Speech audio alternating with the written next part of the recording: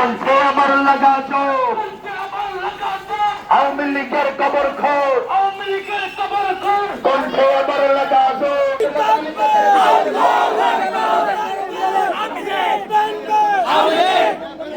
আসসালামু আলাইকুম ওয়া রাহমাতুল্লাহি ওয়া বারাকাতুহু।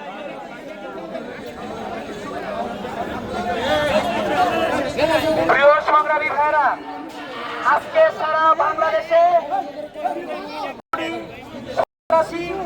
সারা বাংলাদেশের মানুষের দীর্ঘ 16 বছর যাবৎ সারা বাংলাদেশের মানুষকে যারা শ্বাসরুদ্ধকর পরিস্থিতিতে আটকে রেখেছিল, বাংলাদেশকে একটি উন্মুক্ত কারাগারে পরিণত করেছিল, বাংলাদেশের মানুষের মত প্রকাশের স্বাধীনতাকে গলা টিপে হত্যা করেছিল, যারা দীর্ঘ 16 বছরে বাংলাদেশের স্বাধীনতার সার্বভৌমত্বকে ভারতের কাছে বিনামূল্যে বিক্রি করে দিয়েছিল, সেই আওয়ামী লীগকে এদেশের মানুষ কোনোভাবেই রাজনৈতিক দল হিসেবে স্বীকৃতি দেয় না।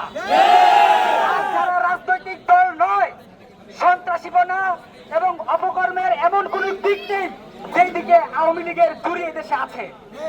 অতএব সন্ত্রাসী সংগঠন হিসেবে আওয়ামী লীগকে অনতিবিলম্বে অন্তর্বর্তীকালীন সরকারকে নিষিদ্ধ ঘোষণা করতে হবে। কোন রাজনৈতিক দলের সাথে আলোচনার নামে টালবাহানা ছাত্র সমাজ সহ্য করবে না। রাজনৈতিক দলগুলো বিগত 16 বছরে আওয়ামী লীগের বেশিরভাগ থেকে এদেশের মানুষকে মুক্ত করতে পারেনি।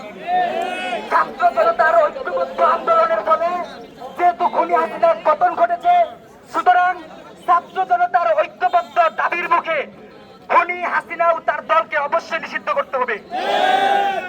নিষিদ্ধ করার মাধ্যমে আওয়ামী লীগের প্রেতাত্মাদেরকে জেলে ভরে তাদের অস্তিত্বকে বিলীন করার জন্য আমাদের যে ধারাবাহিক কর্মসূচি, তাকে অন্তর্বর্তীকালীন সরকার সহযোগিতা করবেন, আমরা এই প্রত্যাশা করি।